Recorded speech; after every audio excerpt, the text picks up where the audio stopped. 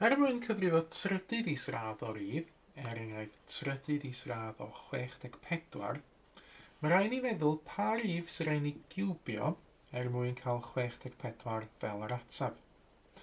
Nawr fan hyn, yr ateb i trydydd isradd 64 ydy 4.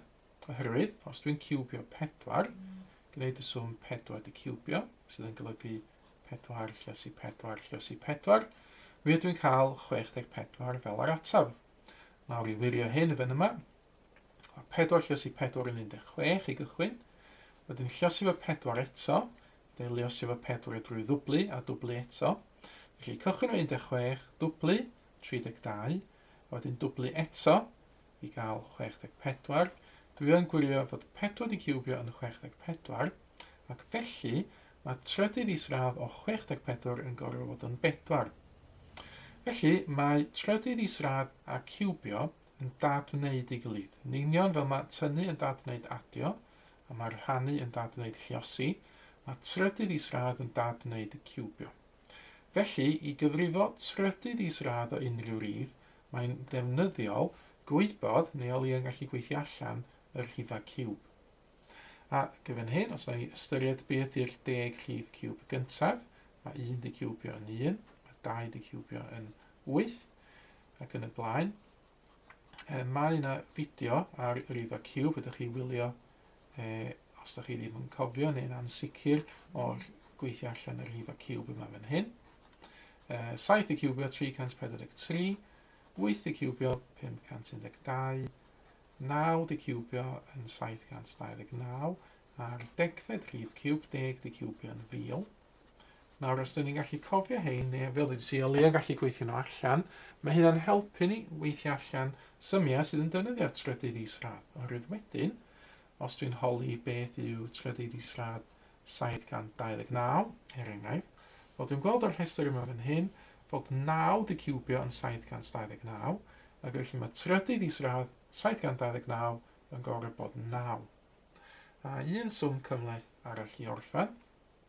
Beth fyddai trydydd isradd 8, wedyn dydyn ni adio 5 di sgwario, tynnu ail isradd 64, a tynnu trydydd isradd o 27. Wel, fan hyn, os dyn ni'n ystyried y darlau yn unigol, trydydd isradd 8 yn gyntaf, wel mae hynna yn 2, oherwydd dyn ni'n gofod 2 di ciwbio yn 8.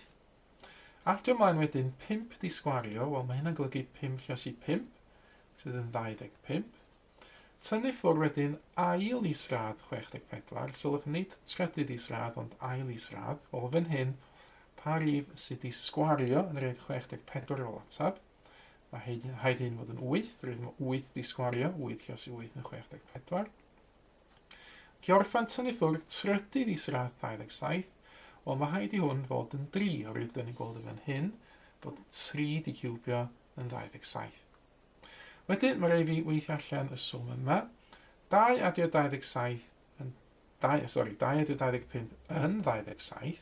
Wedyn 27 tynnu 8 yn 19, ac wedyn 19 tynnu 3 yn 16 i gael yr ateb terfynol. Nawr, ar gyfrifiannell, fyddai modd gweithio hwn allan hefyd. Mi ddylwn ni gael 16 fel ateb. Felly, sy'n ni'n cychwyn drwy deipio trydydd isradd 8 i fewn. Nawr mae trydydd isradd ar y cyfrifiannell yma yn fan hyn yn felyn, felly mae rhaid i bwyso shift, a wedyn y botwm ail isradd i gael y trydydd isradd. Trydydd isradd o 8 dwi angen. Nawr rwan a fi bwyso i'r dde, dod allan o'r trydydd isradd. Wedyn mynd ymlaen ac adio 5 di sgwario, botwm sgwario fan hyn, 5 di sgwario. Yna tynnu ffwrdd ail isradd o 64, dod allan o'r ail isradd, ac i orffan tynnu trydydd isradd, felly shift, ail isradd i gael y trydydd isradd o 27, a dwi'n gobeithio gael yr un ateb fan hyn, a mi ydw i'n cael sef 16. Nawr, rhowch chi gynnig yn awr ar y symiau ydych chi weld ar y sgrin. Ceisiwch yn gyntaf ar bensil a phapur, ac yna defnyddiwch cyfrifiannell i wirio'ch atebion. Neu, os hoffech chi, gewch chi hefyd wirio'ch atebion drwy edrych ar yr atebion cywir sydd erbyn nawr wedi ymddangos ar y sgrin. Mae mwy o fideos adolygu ar gael ar ein sianel YouTube Adolygu Mathemateg. Am y newyddion diweddaraf neu holi cwestiwn, dilynwch ein cyfrif Twitter @mathemateg. Neu ewch i'n gwefan www.mathemateg.com am fwy o adnoddau adolygu.